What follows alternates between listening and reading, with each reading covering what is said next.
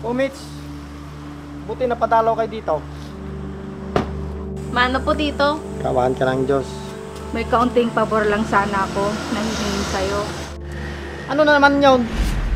Sinama ko si Rose para sana ipasok mo siya sa company nyo.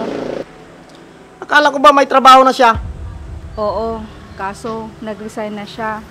Hindi niya kayang trabaho sa Cebu. Isa pa, malayo dito. Bakit hindi na lang siya maghanap ng trabaho na mas malapit dito? Kaya nga, ikaw ang naisip naming lapitan.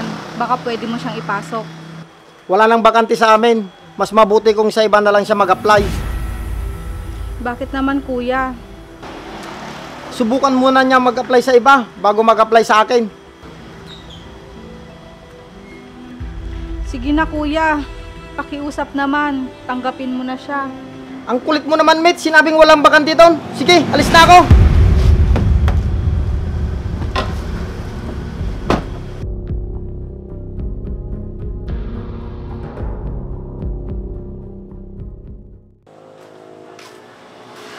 Nay, bakit ganun si Tito Masong? Paano na po yan, Nay? Maghanap ka na lang na ibang mapapasukan anak. Siguro nga, wala talagang bakante kila tito mo.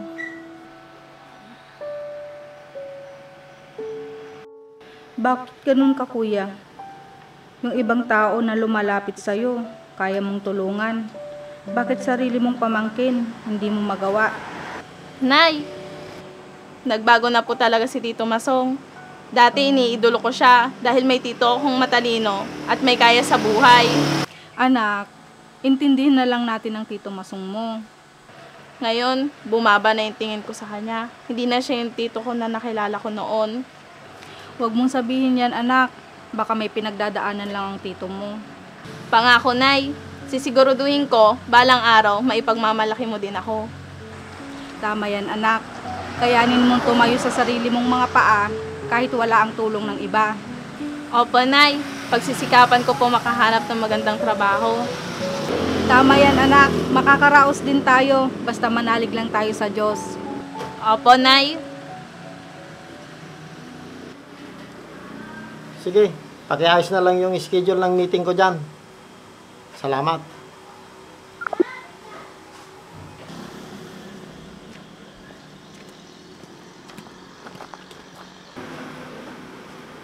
Pare, Oh, pare! Kamusta?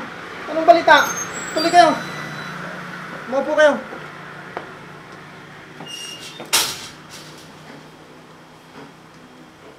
ito, okay lang naman.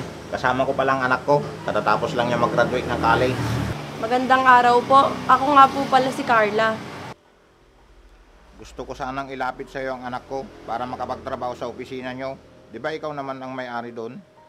Bakit pare? Ano ba ang natapos niya? Tapos siya ng computer science. Baka naman pare, may bakante sa inyo. Sige pare, papasukin mo na siya bukas. Tanggap na siya.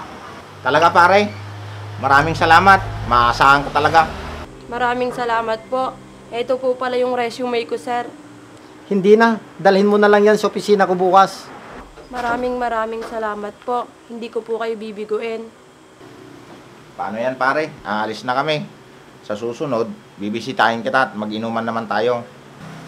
Sige pare, mag-iingat kayo. Salamat. Tara na anak. Sige po.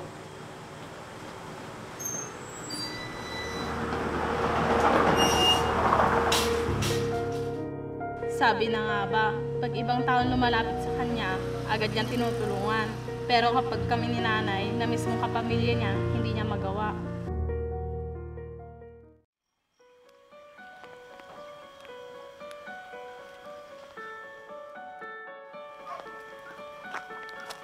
Nay, O anak, nasaan yung pinapabili ko sa'yo? hindi na ako nakabili. Nakita ko si Tito Masong at yung kumpare niya. Oh, bakit? Ano naman? Narinig ko yung usapan nila. Nagpapatulong yung kumpare niya na maipasok yung anak niya sa trabaho. Agad naman tinanggap ni Tito Masong. Hayaan mo na yun anak, ayos lang yun. Ang mahalaga, may natutulungan ang tito Masong mo. Bakit tayo? Hindi niya matulungan. Siguro, iniisip ng tito mo na may mas maganda pang trabaho na naghihintay sa'yo. Gusto niya lang sigurong ipakita mo na hindi ka lang aasa sa maibibigay niyang trabaho sa'yo. Siguro, gusto niyang patunayan mo na aangat ka sa sarili mong mga paa, tulad niya. Siguro nga po, Nay. Ngayon, naiintindihan ko na po. Kaya wag ka nang magtampo sa tito mo. Opo, Nay. Bukas po mag-a-apply po ako sa sinasabi ng kaibigan ko. Malaking kumpanya din po yun. Sige anak, galingan mo ha, para matupad mo na ang lahat ng mga pangarap mo. Para sa inyo po lahat ng pangarap ko, Nay. Salamat anak.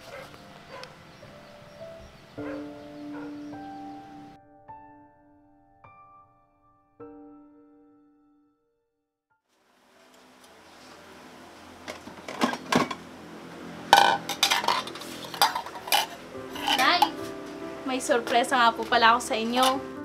Ano yun anak? Nay, nakabili na ako ng lote sa bayan. Doon na tayo magpapabahay. Talaga anak? Maganda yan, para makalipat na rin tayo sa magandang bahay na ipapagawa mo. Ang swerte ko talaga sa'yo anak. Bukod sa matalino na, madiskarte pa sa buhay. Siyempre po, kasi lagi po kayong nandyan para suportahan ako. Sinabi ko naman sa'yo anak, kayang-kaya mong tumayo sa sarili mong mga paa kahit wala ang tulong ng iba. Opo, Nay. Tama nga po kayo. Wala nang ibang tutulong sa atin kundi yung mga sarili natin. Kaya dapat din magsipag para umangat tayo sa buhay. Opo, Nay. Kulang pa itong narating ko. Kailangan ko pang magsipag. Oo anak, pero syempre, dapat alagaan mo pa rin ang sarili mo, hindi puro trabaho lang. Opo, Nay. Dahil kapag puro trabaho, kalusugan naman yung maapektuhan. O siya, sige, kumain na tayo. Alam kong pagod ka. Sige po, Nay.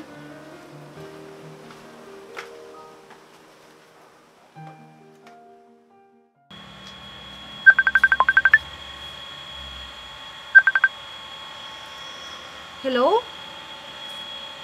Sino po sila? Ano po? Saan po ang ospital? Sige po, pupunta na po ako. Rose? Rose!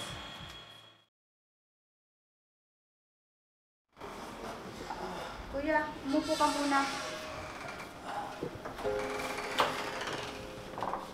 Ihahanda ko lang yung mga gamot na iinumin mo. Salamat, Mitch. Pasensya na kayo, Mitch. Nag-out of town kasi yung ate mo. Kaya tuloy kayo ang naabala ko. Ayos lang yon kuya. Sino pa ba ang magtutulungan, kundi tayo magkapatid lang? Nahihiya nga ako sa inyo.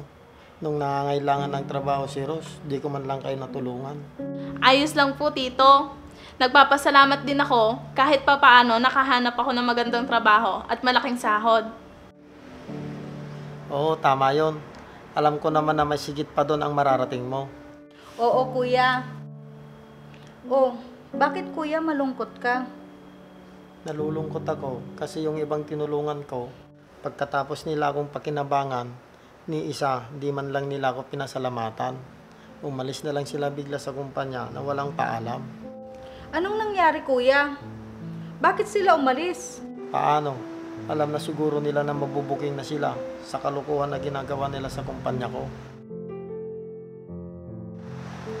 Kaya yon, umalis na lang sila na hindi ko alam. Grabe naman ang mga tao ngayon. Magkapera lang, wala na silang pakialam sa mga piperwisyo nila. Oo, ang laki ng logi ko ngayon nang dahil sa kurakot na pinasok at pinagkatiwalaan ko. Kaya nga kuya, huwag kang basta-basta magtitiwala. Kahit kaibigan mo pa yan, basta pera ang pinag-uusapan. Hindi magdadalawang isip na kalabanin ka. Di bale, pinaimbestigan ko na sila. Mabuti naman kuya, sana mahuli na sila.